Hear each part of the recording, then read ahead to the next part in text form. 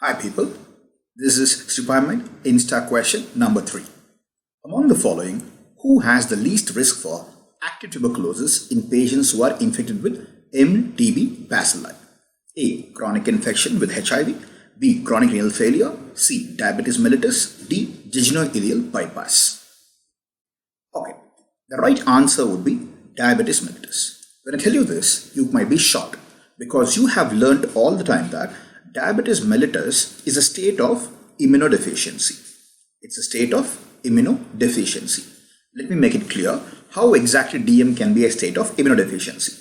Point number 1, this diabetes mellitus is important because of poor glucose uptake into the cell.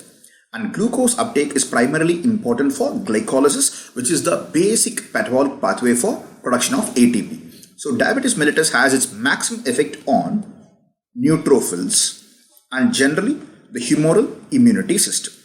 At the same time, you have to understand diabetes mellitus is a state where the hyperglycemia can help the organism survive more if at all the bacteria can utilize the glucose better.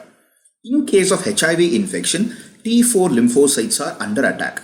In case of chronic renal failure and jejunal bypass, the patient who has been infected with MTB can actually go towards a full-blown tuberculosis called as active tuberculosis. While diabetes mellitus is concerned about HMI deficiency more than CMI deficiency, and remember, neutrophils were never the line of defense against that of MTB bacillus, so when the neutrophils are failing, they don't make much of a difference in terms of MTB's control. So remember, diabetes mellitus, though it is present, will not be a very high risk factor in case of conversion of a simple infection to a full-blown disease. What is infection? The mere entry of an organism into the host is called as infection. But the response shown by the host towards the organism along with clinical features which are signs and symptoms is called as disease. So when the infection of MTB becoming active tuberculosis, one of the risk factors which is less would be diabetes mellitus. Here is the tabular column which can tell you the relative risk for each of the conditions. If at all a patient has a recent infection of tuberculosis bacilli, he has 12.9 as relative risk versus odds. Look at this. HIV infection is the number 1 risk factor for any patient who has been infected with MTB bacillus to become tuberculosis patient.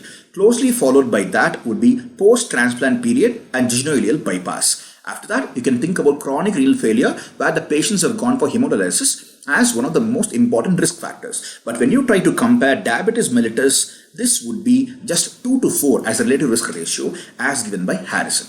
Thank you.